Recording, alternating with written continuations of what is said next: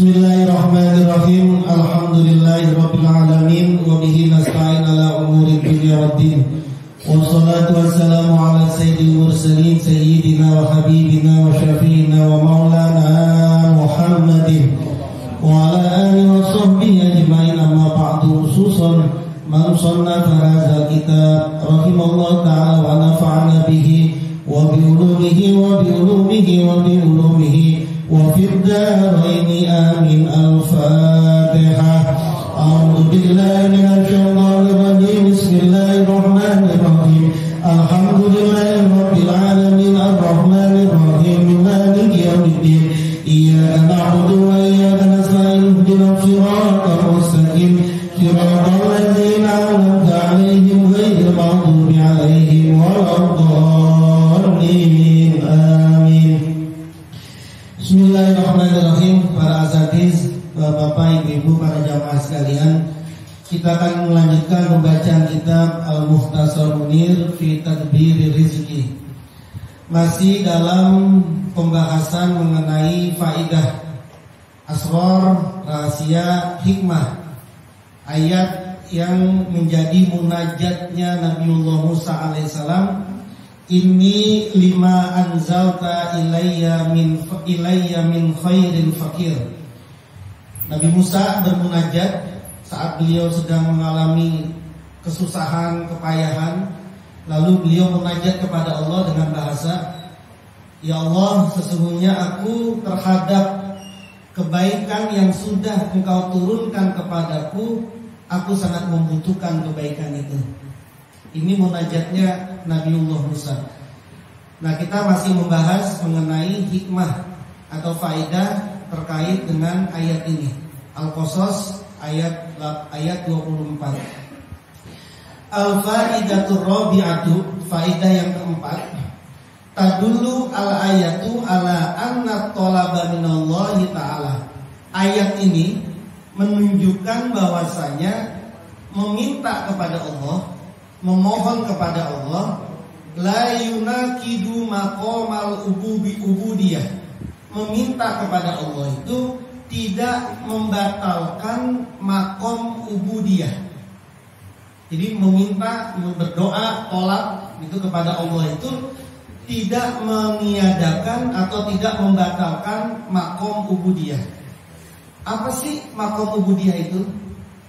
Makom itu stasiun, sesuatu yang sudah jejak. Makom itu tempat kita berada, itu namanya makom.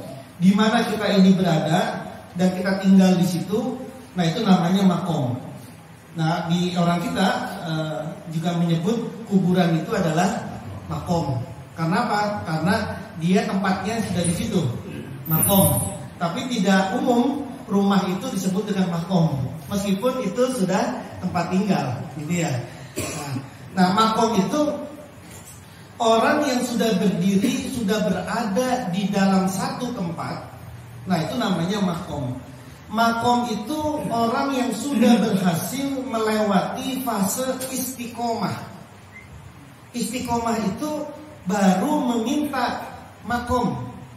Itu baru istiqomah itu. Karena istiqomah itu kalimat yang kemasukan 3 huruf, alif, sin, ta. Dari kalimat istaqoma, yastaqimu, istiqomah. Kalau ada huruf, ada kalimat, atau ada kata yang kemasukan dengan 3 huruf ini, alif, sin, dan ta, maka kata itu mengandung makna permohonan. Misalnya, ghafara, ampunan. Ghafara itu artinya ampunan. Kemasukan alif, sin, dan ta menjadi istaghfara. Kalau istaghfaro itu berarti memohon ampun. Nah, istiqomah itu adalah orang yang sedang meminta, memohon, berjuang untuk dapat sebuah makom. Istiqomahnya aja ini belum nyampe di makom nih. Istiqomahnya aja itu sudah khairum min alfi karomah. Istiqomahnya aja nih, orang yang sedang berjuang, sedang mencari, sedang meminta makom, itu saja sudah lebih baik daripada 1000 karomah. 1000 karomah itu ada orang bisa terbang, Itu kan karomah. Ada orang dari sini kemudian tiba-tiba ke Gandaria, tinggal Gandaria gitu ya. Itu karomah itu. Terus apalagi ada orang sakit diusap sembuh. Itu namanya karomah gitu ya. Nggak punya duit tiba-tiba masuk di sini, tiba-tiba ada. Itu namanya karomah. Itu katanya itu tuh 1000 karomah, 1000 orang yang punya keahlian seperti itu masih kalah sama orang yang istiqomah, orang yang sedang berjuang mencari makom. Contoh begini, kita ini sholat tahajudnya sudah makom istiqomah atau masih belum sampai istiqomah malah. Kalau kita ini sedang berjuang untuk setiap hari sholat tahajud, berarti sholat tahajud kita ini sekarang masih tahap istiqomah. Nah pokoknya sholat tahajud, mau lagi susah, mau lagi senang, sholat tahajud terus dia. Ya kira-kira 1 bulan cuma 1 aja dah bolongnya tahajudnya. Nah itu udah istiqomah tuh, istiqomah.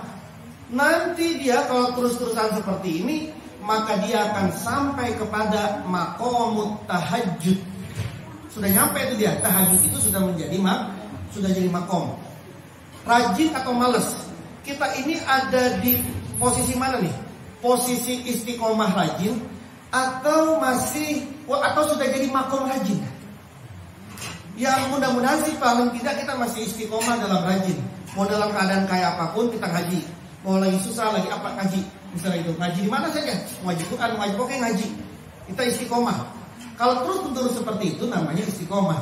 Tapi kalau kemudian dalam keadaan apapun, mau lagi seneng, mau lagi susah, mau lagi kayak gimana pun, kita nggak pernah tinggalin itu, kita tidak pernah males gitu ya.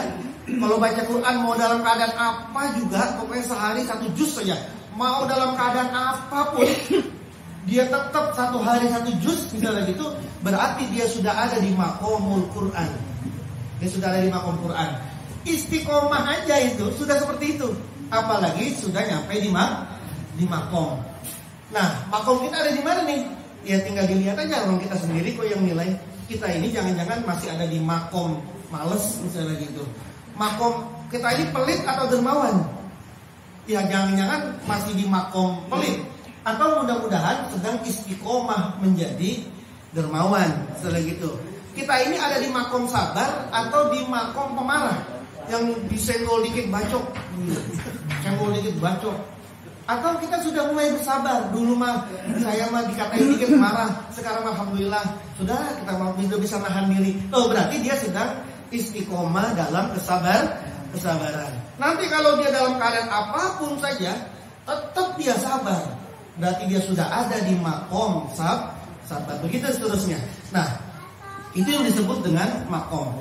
Makom ubudiyah. Sekarang ubudiyahnya apa? Ini karena istilah-istilah dalam agama tapi jarang kebahas ini makom-makom seperti ini, istilah-istilah seperti ini. Yang kedua tadi namanya ubudiyah, makom ubudiyah, makom udah jelas ya. Sekarang ubudiyah. Ubudiyah itu apa? Ubudiyah itu fondasi dari ibadah. Itu namanya ubudiyah. Kalau ibadah itu raganya, ubudiyah itu jiwanya. Ubudiyah itu penghambaan. Seseorang yang betul-betul menghamba kepada Allah. Dalam keadaan apapun saja dia tetap menghamba kepada Allah, berarti dia melakukan ubudiyah. Kalau dia cuma ibadah saja, oh saya penting sholat dah, meskipun sholat saya setelah Allahu Akbar keluyuran ada di mana-mana, setelah saya lagi sholat tiba-tiba makomnya ada di mana, mi'rajnya bukan ke Allah tapi mi'rajnya ke pasar lah, kemana, ke rumah lah, ke dapur lah gitu ya. Itu namanya ibadah. Nanti kalau lagi rajin ibadah sholat, kalau kagak rajin ya malas sholatnya. Atau kalau lagi susah ya rajin sholatnya, kalau lagi seneng ya begitu aja sholatnya.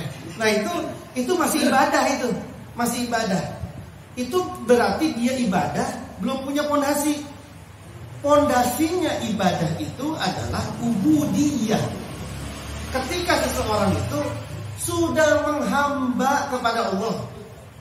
Contohlah begini gampangnya. Misalkan ada seseorang belum punya anak, kemudian dikasih ilham, bilang engkau sampai mati sekalipun gak akan punya anak.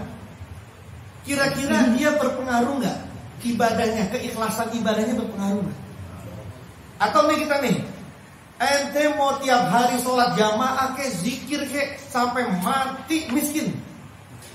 Misalkan Allah ngomong begitu, kita dikasih ilham sama Allah seperti itu. Anda mau kerja kayak apapun, mau sholat terus menerus, tetap sampai mati juga miskin. Pengaruh nggak sama ibadah kita? Itu berarti kita masih belum ubudiyah. Kita dibilangin seperti itu. Pokoknya mau bagaimanapun kau neraka. Orang ketika 4 bulan udah ditetapin kok rezekinya, amalnya, kebaikannya, sakiyun atau apa baikannya atau keburukannya. Engkau ini udah buruk, engkau ini min ahli nar. Jadi mau sholat kek, mau apa kek, tetap kau ahli nar. Pengaruh nggak orang seperti itu? Pasti pengaruh. Kenapa? Karena masih dalam masih dalam makom ibadah, belum sampai ke makom ubudiyah. Orang yang sudah sampai di makom ubudiyah itu adalah orang yang misalkan dikatakan seperti itu, engkau mau sampai mati juga tetap miskin, baca waqiah sampai berbusa juga, gitu ya, mau duha terus kayak, mau sholat terus, mau tahajud terus, tetap miskin kamu. Kalau orang sudah ada di makom ubudiyah, maka dia pasti berkata, saya ini ibadah kepada Engkau ya Allah, cuma mau ibadah. Engkau mau berikan kekayaan ke, tidak kekayaan ke, itu mah hakmu. Hak saya adalah saya tetap menghamba kepadamu, karena wa ma khalaqtul insa wal jinna illa liya'budun. Karena urusan manusia itu diciptakan, jin dan manusia diciptakan itu cuma untuk menyembah, untuk beribadah. Saya ini beribadah. Dan saya tidak pernah putus-putus rahmat kepadamu. Dibilangin sama orang, engkau ini pokoknya kagak punya anak. Udah, saya punya rahmatnya Allah. Ya Allah, engkau punya rahmat, engkau punya kasih sayang. Saya mah yang penting usaha, penting ibadah. Urusan kau kasih anak, enggak kasih anak, itu mah urusanmu ya Allah. Urusan saya mah cuma ibadah kepadamu. Bahkan even kau masukkan ke dalam surga silakan, masukin ke dalam neraka juga silakan.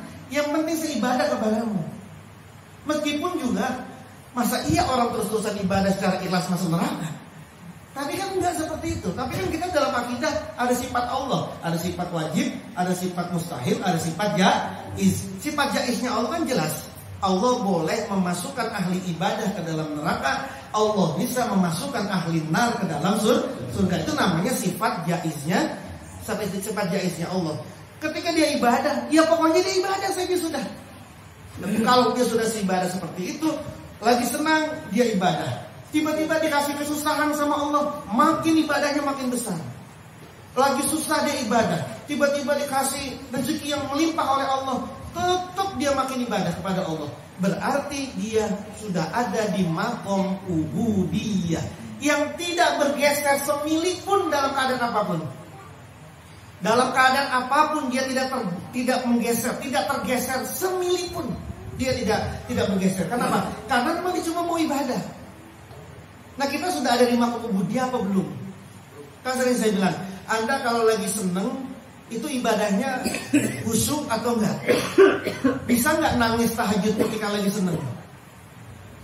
Tapi ketika lagi susah, besok anak harus bayaran atau besok kredit harus dibayar. Kalau besok kredit kagak dibayar, maka kemudian motor kita diambil, misalnya gitu. Itu malam tahajud bisa nangis nggak? Bisa nangis. Tapi kalau nanti ini habis isya Anda dikasih duit 10 juta sama orang, terus malam tahajud bisa nangis ya? Jangan-jangan nggak bisa tahajud. Karena besok mikirin, besok buat duit apa 10 juta. Berarti makomnya kita belum sampai di ubudiyah. Kalau orang kita ini belum sampai di makom ubudiyah, maka ibadah kita baru sampai di ibadah raga. Ya udah ibadah raga tanpa punya jiwa. Nah, orang yang sudah nyampe di ubudiyah, bahkan orang yang sudah sampai di makom ubudiyah, orang yang sudah tidak tergeser semili pun dalam keadaan apapun. Ya dimulai saja dari manusia. Misalkan Anda, tahlilan di rumah saya 3 hari, sehari, 2 hari, 3 hari ya tahlilan. Tapi saya nggak kasih berkat, nggak ada makan. Ya paling ada aku aja dah sama gorengan. Mau tetap tahlilan apa enggak? Kalaupun tahlilan berat apa enggak? Misalkan lebih berat mana Anda tahlilan Yang di situ ada sembakonya, sama yang kagak ada sembakonya, lebih enteng mana jalannya? Ayo, selama ini. Itu berarti masih di makom apa gitu? Ubudiyah apa duniawiyah kira-kira? Mau sampai mati kita kayak gitu. Mau kayak begitu sampai mati, hati kita belum ta'aluk sama Allah, dan itu pengennya kita masuknya surga lagi. Udah ibadah kita modelnya kayak begitu, datang tahlilan itu karena pengen sesuatu, ibadah karena pengen sesuatu, tapi pengennya surga yang paling tinggi. Dapat 72 bidadari. Itu susah. Gitu ya. Nah, makanya kemudian dimulai dari tahlilan sudah. Mau ada berkahnya nggak ada berkahnya, saya mau zikir kok, saya mau mendoakan kok, sudah, itu namanya ubudiyah. Seperti itu. Kita nih sebagai guru misalnya ngaji, mau muridnya 2 kayak 3 kayak 10 kayak 100 kayak, tetap aja ngaji usul sudah. Mau di depan kita ada presiden kayak, mau kita ada apa kayak, tetap kita datang ke suruh ceramah, suruh datang ke majelis yang itu cuma ya orang kere-kere misalnya gitu, ya tetap aja ilmunya dikasih. Jangan ketika orang kaya yang undang semua dalil keluar.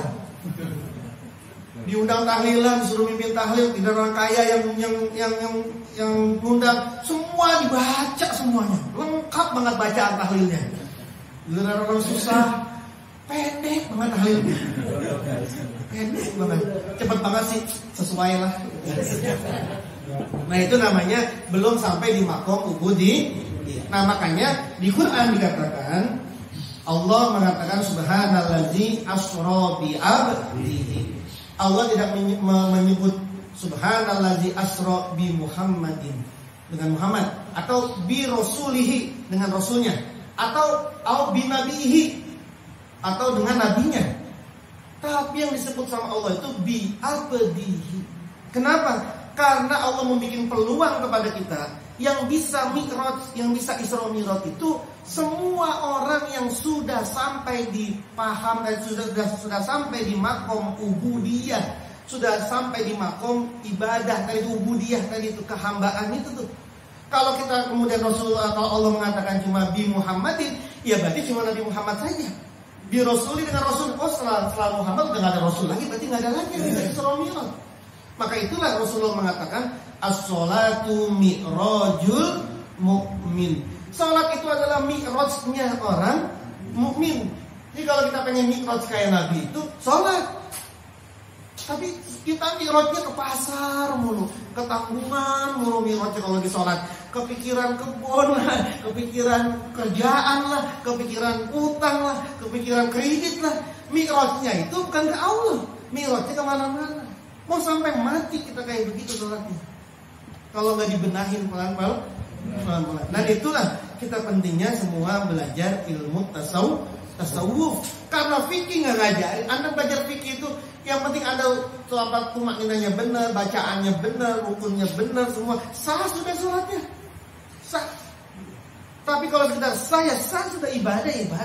Urusan nanti ibadahnya itu nyampe di ubudiyah, itu bukan wilayah fikih memang. Itu wilayahnya tasawuf. Nah, balik ya.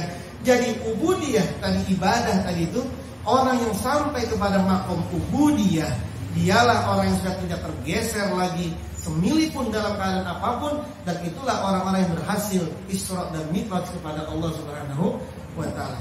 Jelas bedanya ya, ibadah dengan ubudiyah. Nah, balik ke pembahasan ini. Ini istilah-istilah dalam ilmu tasawuf, dalam agama itu, ubudiyah, makom ubudiyah. Nah, ayat ini, munajatnya si Nabi Musa ini tidak membatalkan makom ubudiyah. Kan tadi Nabi Musa minta, ya Allah, terhadap apa yang kamu telah berikan kepadaku, ya mohon, saya sangat membutuhkan apa yang sudah kau turunkan kepadaku. Ya mohon Nabi Musa kepada Allah. Nah, kalau orang sudah di makom ubudiyah, ngapain sih minta-minta? Yang penting dia penghambaan gitu loh. Nah, ini dikatakan bahwa meminta kepada Allah itu tidak membatalkan makom ubudiyah. Kenapa? Li'anna Musa alaihissalam lahul kamalu fi maqamil ubudiyah. Kenapa? Karena Nabi Musa itu sudah punya kesempurnaan di makom ubudiyah. Wa ba'da dzalik talaba minallah. Setelah dia sudah sampai di makom ubudiyah, dia meminta kepada Allah. Fadalla ala anna maqamal ubudiyah la yunaqidu tolak. Itu menunjukkan bahwa makom ubudiyah tidak membatalkan permintaan. Jadi begini, bedanya doanya orang yang sudah ada di makom ubudiyah sama doanya orang yang belum sampai di makom ubudiyah, bedanya jelas. Kalau orang sudah ada di makom ubudiyah, dia doa setahun 2 tahun, dia doa di Masjidil Haram, dia berdoa di Multazam, dia berdoa di Izir Ismail, dia berdoa di Raudhah, belum juga dikabulin, setahun 2 tahun tetap nggak dikabulin, tetap tidak meragukan sedikit pun keyakinan dia kepada Allah, bahkan tidak mempertanyakan sedikit pun kepada Allah. Kenapa? Karena bagi orang yang sudah ada di makam ubudiyah, doa itu ibadah. Yang penting dia doa, dia sudah doa. Kenapa doa? Ibadah. Sekedar mengerjakan ibadah. Tapi doa orang yang masih belum ada di makom ubudiyah itu adalah doanya orang yang sedang transaksional kepada Allah. Tahajud sehari doa belum kabulin, 2 hari kabulin, seminggu nggak dikabulin, apa perasaan Anda? Gimana perasaannya misalnya? Anda punya hajat, lalu kemudian ya Allah saya pengen ini, doa nggak dikabulin, ke Mekah, umroh, tawaf doa, juga semua doa, pulang dari umroh belum juga dikabulin, gimana perasaan Anda? Kira-kira gimana? Bergeser nggak keyakinannya? Kalau bergeser keyakinannya, ya udahlah capek gue doa mulu, kalian kabulin, gitu ya. Itu berarti kita ini belum ada di makam ubudiyah. Kenapa? Karena doa kita masih transaksional. Ya, sering saya ngomong begini. Kalau doa transaksional sama doa transaksional itu bedanya kalau kita jadi makmum itu di penekanan amin. Allahumma ighfir lil muslimina wal muslimat, doa amin. Amin. Kalau kemudian Allahumma ja'alna rizqan halalan thayyiban mubarakah. Aminnya tegas apa enggak tuh? Amin. Allahumma inni as'aluka rizqan wasi'an mubarakah. Amin. Takbiran Rabbana atina fid dunya hasanah. Gitu kan? Itu berarti sedang karena orang milih-milih. Kalau orang sudah makam ubudiyah ya doanya sudah doa saja. Sudah doa.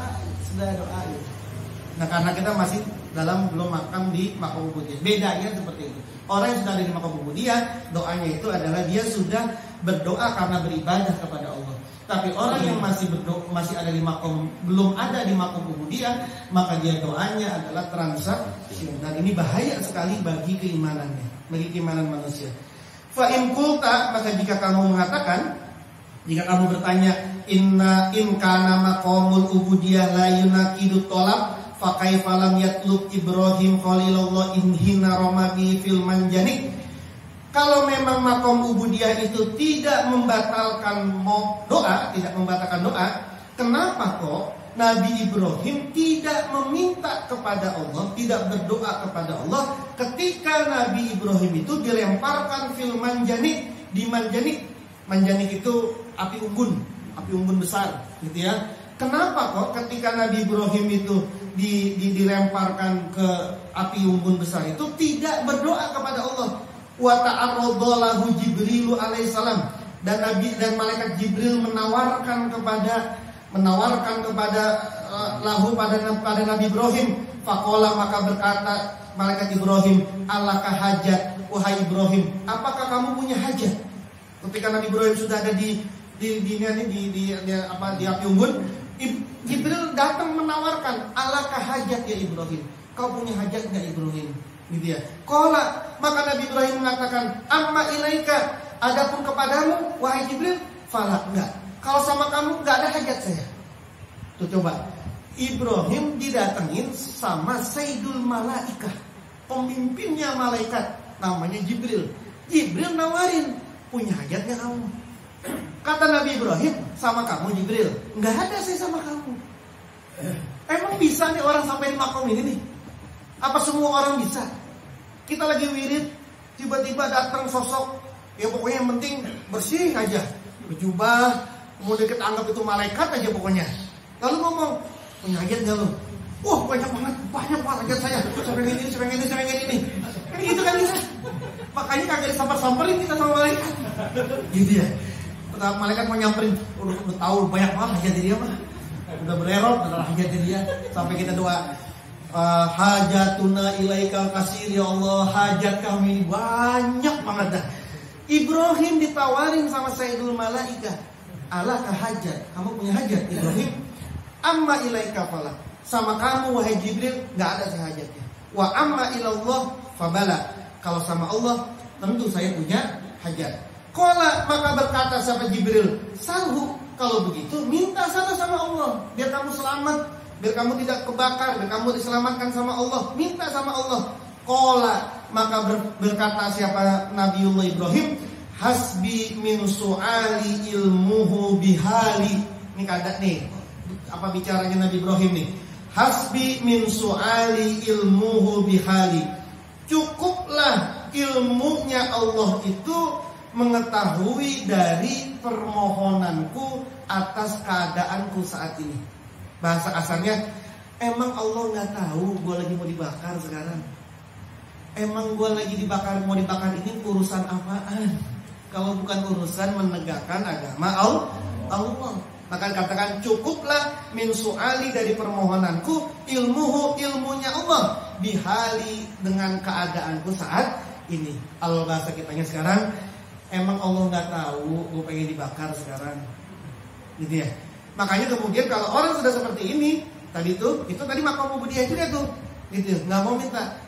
Zikir saja sudah, zikir saja, istighfar atau la ilaha illallah atau zikir apa yang Anda bisa, zikir saja, nggak minta.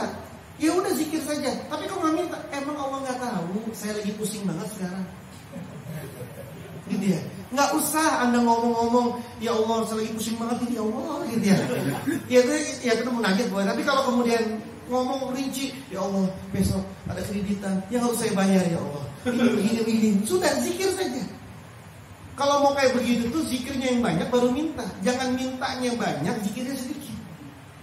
Jadi adab orang doa itu pujiannya dulu yang banyak, zikir dulu yang banyak, baru kemudian doa. Jangan doanya banyak banget. Mohonnya zikirnya, pujiannya sedikit. Itu kan yang sering saya sampaikan. Contohnya itu adalah surah Fatihah. Surah Fatihah itu cuma satu. Permohonannya itu ihdinas siratal. Tapi dari bismillah sampai iyyaka na'budu wa iyyaka nasta'in itu isinya adalah zikir, isinya adalah pengagungan, pemujian kepada Allah. Mintanya cuma satu, ihdinas siratal mustaqim. Tapi panjang itu. Panjang gitu ya. Jadi itu adabnya, jangan tiba-tiba ada doa. Ya Allah saya pengen rezeki. Assalamualaikum walhamdulillahirabbil alamin. Enggak bisa itu. Kecuali kita sudah pada makom ahli zikir, gitu ya. Nah, gitu ya. Nah, faktafa bi ilmillahi an izhari talabi minhu. Maka kemudian Allah cukupkan dengan ilmunya Allah an izhari talabi, dari memunculkan permintaan minhu dari Ibrahim. Ibrahim enggak ngomong, ya Allah selamatkan saya dari api ini ya Allah, selamatkan saya dari kobaran orang-orang musyrik ini ya Allah. Tidak minta itu dia. Cukup beliau mengatakan, cukuplah ilmunya Allah itu terhadap apa yang aku alami sekarang. Maka dalam riwayat yang lain, Ibrahim hanya mengatakan hasbiyallahu wa ni'mal wakil, ni'mal maula wa ni'mal nasir. Ada yang mengatakan hasbunallahu wa ni'mal wakil, ni'mal maula wa ni'mal. Itu doanya Nabi Ibrahim, munajatnya, zikirnya Nabi Ibrahim ketika sedang mau dibakar.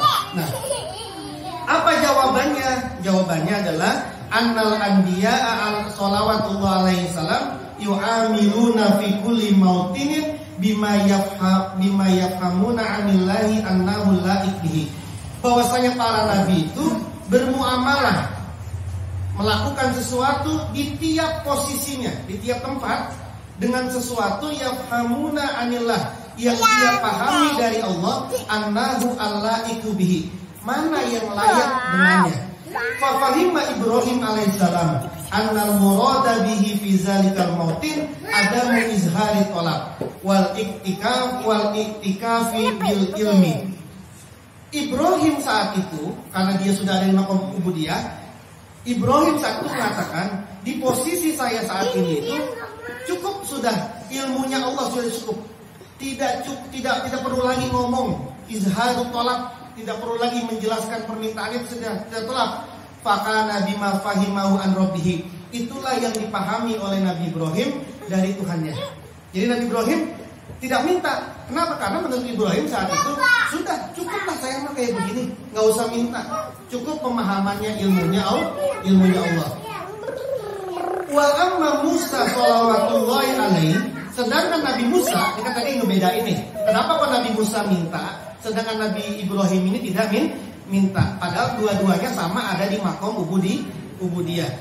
Adapun Nabi Musa, fa innahu alima anna muradal haqqi ta'ala minhu, bahwasanya dia mengetahui bahwa yang dikehendaki oleh Allah Ta'ala dari Nabi Musa fi zalikal waqti, di waktu tersebut, izharul faqati, berupa menampakkan kesusahan, menampakkan kefakiran, wa ibda'i lisanil masalah, dan memunculkan lisan persoalannya. Makanya dibilang, ya Allah, saya ini miskin, saya ini gak punya apa-apa, turunkan ya Allah kebaikan kepadamu. Itu izharul faqah. Kenapa? Karena Nabi Musa saat itu memahami bahwa yang dimaksud oleh Allah pada saat ini adalah menampakkan permohonan. Faqama bima yaqtadihi waktu. Maka dia ada di makom, dia ada di tempat dengan sesuatu yang ditentukan oleh Allah pada waktunya. Nah, gampangnya begini, kalau ribet nih memahami ini. Kalau orang sudah ada di makom ubudiyah, maka dia tahu kapan waktunya dia meminta, kapan waktunya dia mengutarakan, memunculkan, mengeluarkan permohonan, mana waktunya dia ini cukup berpasrah saja sama Allah. Sudah diserahkan saja sama ilmunya Allah. Nah, orang sudah ada di maqam ubudiyah pasti tahu itu. Makanya Rasulullah itu tahu mana waktu Rasulullah itu harus meminta, mana waktu di mana Rasulullah itu cukup dengan ilmunya Allah saja. Nah, kita ini hanya mengambil, kebanyakan kita ini hanya mengambil kepada posisi Rasulullah saat Rasulullah itu berdoa saja. Makanya kenapa sih berdoa mulu? Ya Rasulullah ngajarin kok. Ini kan ya doanya, Rasulullah doanya ini, Rasulullah doanya ini. Padahal Rasulullah juga ngajarin bahwa tidak semua hal harus diungkapin. Sudah, kata Rasulullah, bahkan ini hadis qudsi, man shaghalahu zikri an mas'alati, barang siapa yang lebih menyibukkan zikir kepadaku, kata Allah, ini hadis qudsi, maka Allah akan memberikan kepada dia afdhalu ma utiya anusailin. Maka Allah akan memberikan kepada dia yang lebih utama daripada orang-orang yang meminta. Satu sisi Rasulullah itu cukup mengandalkan ilmunya Allah, tapi satu sisi Rasulullah itu perlu untuk mengeluarkan apa yang Rasulullah ajarkan. Nah, orang sudah ada di maqam ubudiyah, ngerti dia seperti ini, gitu ya. Nah, orang yang belum sampai di maqam ubudiyah mesti belum sampai di tempat ini. Kenapa? Karena tadi setiap doanya masih dalam transaksional, gitu. Nah, kita ini ya sudah, pokoknya doa saja. Saya udah duha, terus sampai dari kecil sampai sekarang saya duha. Tapi kok masih miskin ya, gitu ya, kagak kaya. Ya sudah, terus saja Anda berdoa, terus saja Anda bersolat duha. Itu namanya Anda ubudiyah. Kalau kemudian baru duha sebulan, kagak kaya langsung berhenti aja dah. Percuma kayak duha, kagak ada hasilnya, gitu ya. Akhirnya dia berarti dia belum nyampe di maqam ubudiyah. Nah, itu bedanya seperti itu. Baik, ada yang mau ditanyakan nggak? Ada yang mau ditanyain? Assalamualaikum warahmatullahi wabarakatuh. Terima kasih Ustaz. Yang saya pertanyakan singkat saja, jika sudah sering dan rajin beribadah, artinya ya mungkin secara istiqomah, mungkin pengertian kita selama ini istiqomah itu udah mantap, sudah lurus, udah nggak bolong-bolong dah, masjid jamaah, manapun jamaah atau pengajian nggak pernah bolong. Yang saya pertanyakan, kita rajin ibadah, tapi pengendalian hawa nafsunya ini masih belum bisa. Sama orang kita marah, beda pendapat marah, selisih pendapat marah. Ini bagaimana? Terus yang kedua, kenapa doa kita masih dalam tahap transaksional? Karena selama ini mungkin apa memang diri kita ini kurang bersih, atau dari harta kita masih ada yang subhat, atau bagaimana Ustaz? Mohon petunjuk. Terima kasih Kiai. Baik, ini yang pertama masalah apa namanya tadi, istiqomah. Gini, ada orang banyak ibadah, tapi kok tidak ada outputnya. Sholat rajin, bahkan tiap hari pengurus masjid ya, dia pengurus masjid, tiap hari di musola, tiap hari di masjid. Tapi uang masjid diambilin dulu, uang kotak amal bisa bagi korupsi. Padahal tiap hari sholat. Kenapa bisa begitu pada istiqomah? Karena masih ibadah, belum ubudiyah. Karena masih ibadah, masih raga, belum ada nyampe di jiwa. Padahal inna sholata tanha anil fahsya'i wal munkar. Sholat itu mencegah dari fahsya wal munkar. Meskipun dia sholatnya rajin banget, tapi masih terus mencaci maki orang, terus nolong, terus korupsi, terus apa? Itu karena ibadahnya masih ibadah raga, belum ibadah nyawa, apalagi rasa. Ibadah itu ada 3, ada ibadah raga, nyawa, rasa. 3 nih ibadah nih. Nah kalau kemudian masih raga doang, Allahu Akbar, meskipun kemudian Allahu Akbar, lalu kemudian dia kemana-mana keluyuran, ya mesti seperti itu. Nanti kalau jadi imam, pengennya lama, bacaannya panjang banget gitu ya, kagak mikirin pokoknya semuanya dibaca gitu ya. Giliran sholat sendiri pendek banget bacaannya gitu ya. Giliran jadi imam panjang, giliran sholat sendiri cepat banget. Kan kebalik mestinya gitu ya. Kalau sholat sendiri panjang, kalau sholat lama. Kenapa? Karena tadi masih ada di ibadah, belum sampai di ubudiyah. Apa ada orang kayak gitu? Ya banyak lah. Kalau nggak ada orang yang kayak begitu, nggak ada hadis-hadis Nabi yang mengatakan misalnya rubba shaimin laisa lahu min syiyamihi ila juwal atos. Berapa banyak orang yang puasa nggak dapat apa-apa kecuali lapar sama haus. Rubba qaimin laisa lahu min qiyamihi ila sahar. Berapa banyak orang itu yang tahajud sholat malam tapi nggak dapat apa-apa kecuali cuma begadang. Wailul lil musallin alladzina hum an sholatihim sahun. Neraka welah bagi orang yang sholat. Dia sholat tiket masuk neraka. Well, siapa? Orang yang lalai. Siapa orang yang lalai itu? Orang yang lalai itu alladzina hum yurauna wa yamnaunal maun. Dia sholat rajin, tapi dia yang naunal maun. Sama tetangga nggak mau open, sama tetangga nggak mau ngebantu, sama orang jahat banget. Yamnauna maun wa alladzina hum yurauna wa yamnauna. Sholatnya dia pamer tadi itu, pamer aja. Ada orang sholat rajin, kagak ada orang kagak sholat. Yuraun, sholat biar nanti dibilang ustad, sholat biar nanti dibilang tokoh masyarakat, sholat mau jadi ketua RW, sholat tuh rajin banget dah. Tapi kalau udah jadi RW kagak lagi sholat gitu ya. Itu yuraun, dia sholat dia, tapi masuk neraka well, gitu ya. Kenapa? Karena tadi sholatnya itu masih di ibadah, belum ubudiyah. Orang bolak-balik umroh tapi masih kayak begitu aja. Udah haji masih kelakuannya kayak gitu. Pada orang haji itu mesti orang yang haji mabrur itu orang yang lebih baik pastinya. Tapi kalau dia pulang haji masih begitu-gitu aja. Ini hajinya ya apa ini? Maka kalau ada haji mabrur, ada haji yang mabur misalnya gitu. Kenapa? Karena ada orang yang hajinya cuma ibadah, ada orang yang hajinya ubudiyah. Nah itu tadi seperti itu. Nah urusan kemudian kita kalau minta, kemudian kalau masih transaksional apa kita nggak bersih? Ya semua orang pasti nggak bersih. Kita ini kan awalnya kan bersih, tapi kan lama-lama kita ini kotor. Lalu kalau kemudian kita tidak mensucikan diri kita, ya terus kotor lah. Karena kita kotor terus, maka kemudian yang kita sukai adalah transaksional tadi. Yang pertama, yang kedua, kenapa orang transaksional terus? Karena tidak tahu dan tidak yakin. Tahu mungkin tahu, tapi mungkin tidak yakin. Walal akhiratu khairul laka minal, ada akhirat yang lebih utama daripada dunia.